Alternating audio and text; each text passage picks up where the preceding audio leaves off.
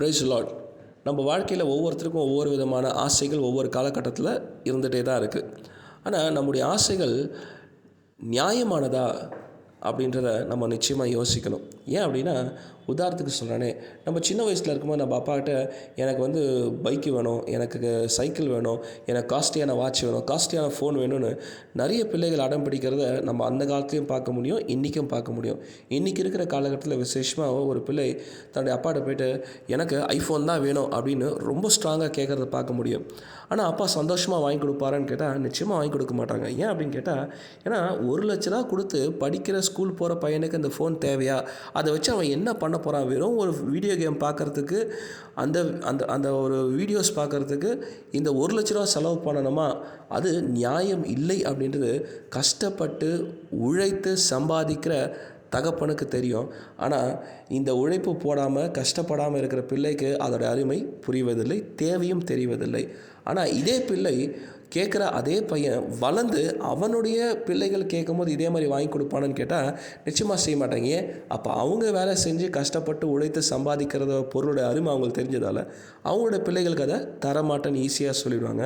ஆனால் இவங்க கேட்குற நேரத்தில் மட்டும் என் அப்பா வாங்கி கொடுக்கல, எங்கள் அப்பா ரொம்ப மோசம், எனக்கு எதுவுமே செய்யலைன்னு குறை சொல்லுவாங்க.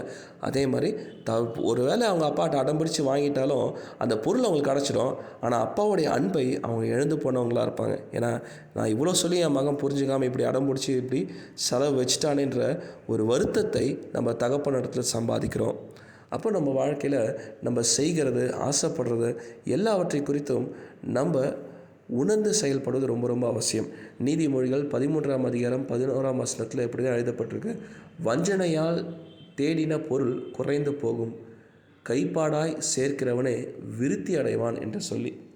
அப்போ யார் ஒருத்தர் தான் கையிட்டு செய்கிற பலனை உழைப்பில் பெற்றுக்கொள்ளுகிற வெகுமதி அது குறைவாக இருந்தாலும் சரி, அதிகமாக இருந்தாலும் சரி, அதனால் அவன் மிகுந்த சந்தோஷத்தை அடைந்து அவன் வாழ்க்கையில் மிகுந்த சமாதானத்தோடு கூட வளர முடியும். ஆனால் யார் ஒருத்தர் வஞ்சனையோடு கூட தன்னுடைய உழைப்பு இல்லாமல் அடுத்தவருடைய உழைப்பை தான் சுதந்திரத்து கொள்ளணும், தான் சொந்தமாக்கிக்கணுன்ட்டு யார் ஒருத்தர் முயற்சி செய்கிறாங்களோ அவருடைய வஞ்சனையினால் அவங்களுக்கு டெம்பரரியான ஒரு சந்தோஷம் கிடைக்குமே தவிர கண்டிப்பாக அவங்களுடைய வாழ்க்கைக்கு அது பிரயோஜனமாகவோ வளர்ச்சியாகவோ சமாதானமாகவோ சந்தோஷமாய் இருக்க முடியாது.